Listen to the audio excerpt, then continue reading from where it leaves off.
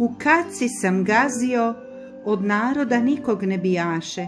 Izaja 63. poglavlje 3. redak.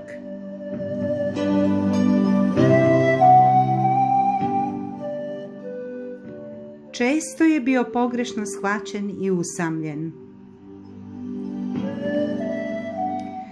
Kakvu bi potporu Krist imao od svojih zemaljskih rođaka da su vjerovali u njega kao u onoga koji je došao s neba i da su surađivali s njim u izvršavanju Božjeg djela. Njihovo nevjerovanje bacilo je sjenku na Isusov zemaljski život. Ono je predstavljalo dio gorčine čaše boli koju je on ispio za nas.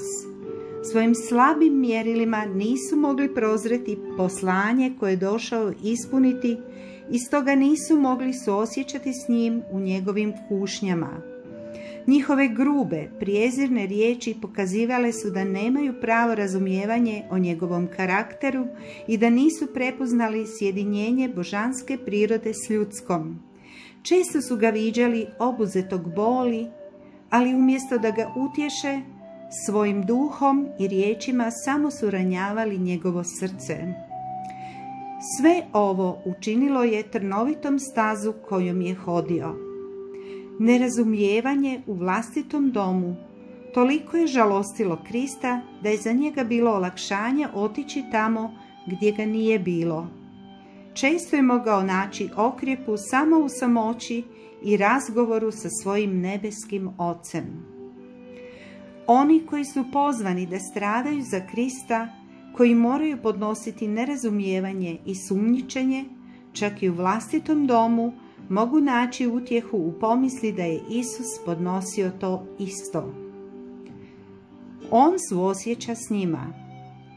Poziva ih da u njemu nađu zajednicu i potporu tamo gdje je on to nalazio, u zajednici s Ocem. Oni koji prihvate Krista kao svojega osobnog spasitelja nisu ostavljeni kao siročad, da sami snose životne kušnje.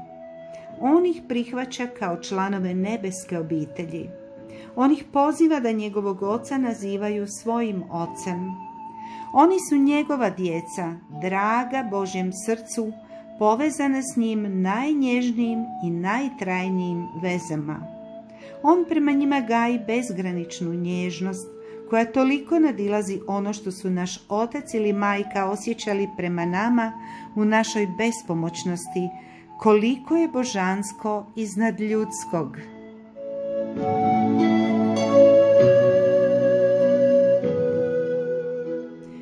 Obilje Božjeg mira i blagoslova želim vam svima u novom danu.